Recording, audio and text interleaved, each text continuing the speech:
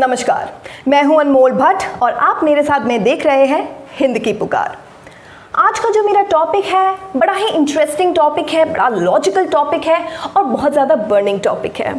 आज का जो मेरा टॉपिक है उसका नाम है ई लर्निंग। ई लर्निंग मतलब इलेक्ट्रॉनिक लर्निंग। जैसे कि आज आप देख सकते हैं स्कूल्स एंड कॉलेजेस सब बंद है। अगर स्टूडेंट और टीचर का कोई रिलेशन है तो वो इलेक्ट्रॉनिक मीडिया से है, जिसके थ्रू वो अपनी नॉलेज उनको प्रोवाइड कर सकते हैं।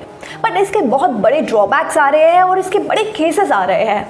माँ बाप को ये प्रॉब्लम है कि हमारा बच्चा पढ़ नहीं रहा है, हमारे बच्चे को कुछ समझ नहीं आ रहा है और उसका मिसयूज़ कर रहा है। वहीं टीचर्स को ये प्रॉब्लम है कि जब वो पढ़ाते हैं तो बच्चे पीछे से वल्गर बातें करते हैं, बदतमीजी करते हैं और उन्होंने पढ़ाने भी नहीं देते। इन सारी चीज़ों को दूर करने के लिए आज मेरे साथ है जयपुर के जाने माने टीचर मिस्टर गौरव खन्ना, जिन्होंने अपनी एजुकेशन के थ्रू बहुत सारे लोगों को एजुकेट किया है, बहुत सारे लोगों को पढ़ाया है और सक्सेसफुल बनाया है।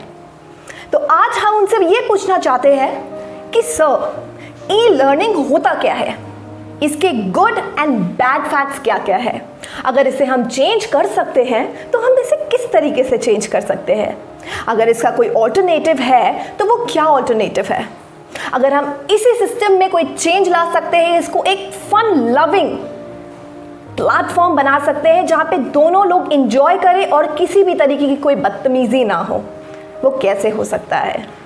तो मैं इनको लाइन पे लेना चाहूँगी और मैं जानना चाहूँगी कि मेरे जो सवाल है उनका आंसर वो किस तरीके से देंगे।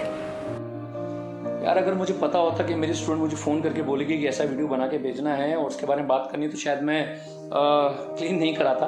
ठीक है। एनीवेज, कोरोना ने और घर बैठे बैठे इतने टाइम से लॉकडाउन ने सोचने का बहुत मौका दिया, बहुत सारी चीज़ें की। अपने हिसाब से हम ज़िंदगी जी पा रहे हैं, तो मैं भी थोड़ा सा जी पा रहा हूँ। चलो मुद्दे पर आते हैं। बात थी ई लर्निंग। ई लर्निंग का मतलब क्या होता है? सो लर्निंग को कि अगर हम लर्निंग का दायरा अगर हम बढ़ा दें, ठीक है, वो सिर्फ हो सकता है इलेक्ट्रॉनिकली। आप जहां बैठे हैं आप किससे पढ़ लेंगे? Hardly you can move 3 kilometre, 5 kilometre, 10 kilometres.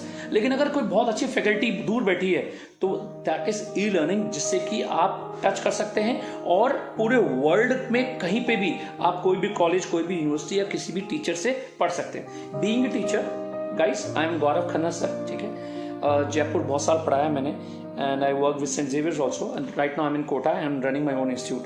तो जैसा कि मुझे ई लर्निंग के लिए कहा गया कि ई लर्निंग के एडवांटेज क्या है, guys, offline classes and e learning both have no comparison. ठीक है। ऑफलाइन है, ई लर्निंग है। ई लर्निंग में कुछ फायदे हैं, कुछ नुकसान भी है।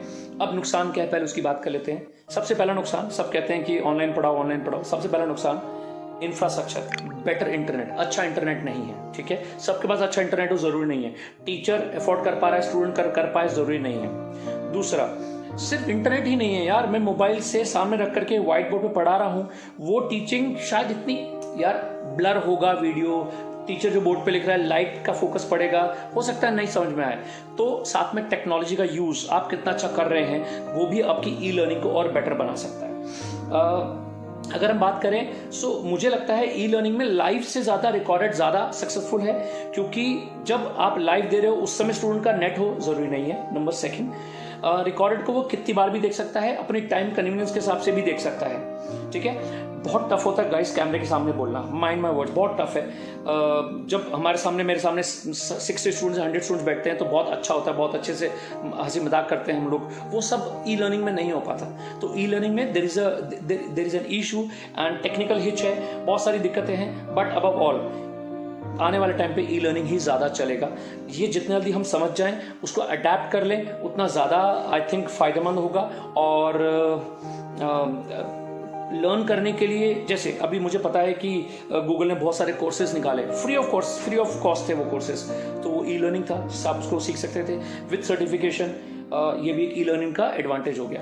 सो there are many more things about e learning जो कि ऑफलाइन में नहीं है। हाँ, ऑफलाइन में एक फेस टू फेस इंट्रैक्शन होता है, एक बॉन्डिंग होती है टीचर के साथ, वो बॉन्डिंग नहीं बन पाती ई लर्निंग में टीचर की। टीचर्स को ज़्यादा मेहनत करनी पड़ती है, असाइनमेंट्स बनाना, हर एक चीज़ देना। टीचर जिस बुक को लेके रेफर कर रहा है वही बुक वही एडिशन स्टूडेंट के पास है, ज़रूरी नहीं है, तो उसको उन असाइनमेंट्स को, उन क्वेश्चन को भी देखना पड़ेगा और वो भी उसको प्रोवाइड करने पड़ेंगे। सो आई थिंक इन शॉर्ट मैं ई लर्निंग के बारे में एडवांटेज डिसएडवांटेज इतना ही बता सकता था। So I hope this video is going to work for my student and for the viewers जो उसको देख रहे हैं। फिर भी अगर इसमें कुछ कमी रह जाती है तो ठीक है, you can tell me, I will make elaborated video on that. Take care, bye bye. Thank you sir. इस टॉपिक के बाद में और इस कॉल के बाद में हमें एक चीज़ तो समझ में आ गई कि हमें किस तरीके से किस चीज़ को यूटिलाइज करना चाहिए। अगर हमारे पास में कोई चीज़ प्रोवाइडेड है तो हम बेटर है कि हम उसका एक्चुअल यूज़ करें, उसका मेन यूज़ करें, उससे कुछ नॉलेज जनरेट करें, ना कि उसका मिसयूज़ करके किसी टीचर को परेशान करें, किसी की फैमिली को परेशान करें। खुद के बेटरमेंट के लिए देखिए, खुद की नॉलेज के लिए देखिए।